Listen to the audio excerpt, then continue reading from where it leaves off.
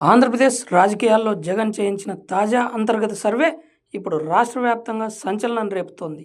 ఇప్పటికిప్పుడు ఎన్నికలు జరిగితే వైఎస్ఆర్ కాంగ్రెస్ పార్టీకి గతంలో కంటే భారీ మెజార్టీతో తిరుగులేని విజయం దక్కుతుందని ఈ సర్వే ఫలితాలు చెబుతున్నాయి. మొత్తం 175 స్థానాల్లో వైసీపీకి దాదాపు 130 కంటే ఎక్కువ సీట్లు వచ్చే అవకాశం ఉందని లీక్ అయిన నెంబర్లు అధికార టీడీపీని కలవరపెడుతున్నాయి. గత 2 ఏళ్ల చంద్రబాబు పాలనలో పెరిగిన అప్పులు మరియు సూపర్ 6 హామీల అమలులో జాప్యం ప్రజల్లో తీవ్ర అసంతృప్తిని పెంచినట్టు సర్వేలో తేలింది. ముఖ్యంగా అన్నదాత సుఖీభవ పథకంలో కోతలు విధించడం, పెట్టుబడి సాయం సక్రమంగా అందకపోవడంతో గ్రామీణ ప్రాంతాల్లో వైసీపీ గ్రాఫ్ అమాంతం పెరిగింది.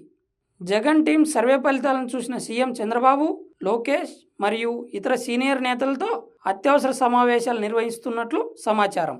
సర్వే నివేదికలో పేర్కొన్న కొన్ని కీలక నియోజకవర్గాల్లో టీడీపీ అభ్యర్థుల పరిస్థితి మరీ దారుణంగా ఉండటంతో అధిష్టానం అప్పుడే అప్రమత్తమైంది. సర్వే ఫలితాల లీకులు బయటకు రావడంతో వైసీపీ శ్రేణుల్లో కొత్త ఉత్సాహం నెలకొంది.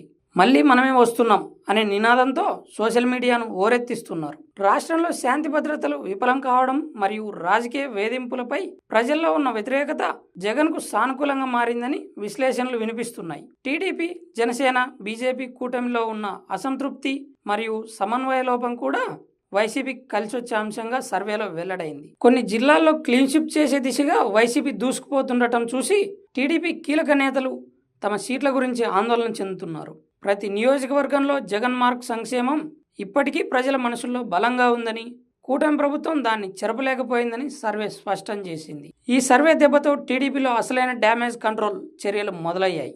ముఖ్యంగా అసంతృప్తిగా ఉన్న వర్గాలను మచ్చిక చేసుకునేందుకు బాబు ప్లాన్ చేస్తున్నారు. కేవలం సర్వేతోనే ఆగకుండా ప్రజాక్షేత్రంలోకి వెళ్లేందుకు జగన్ ఇప్పటికే కొత్త కార్యాచరణ సిద్ధం చేసుకోవడం టీడీపీలో మరింత వణుకు పుట్టిస్తోంది.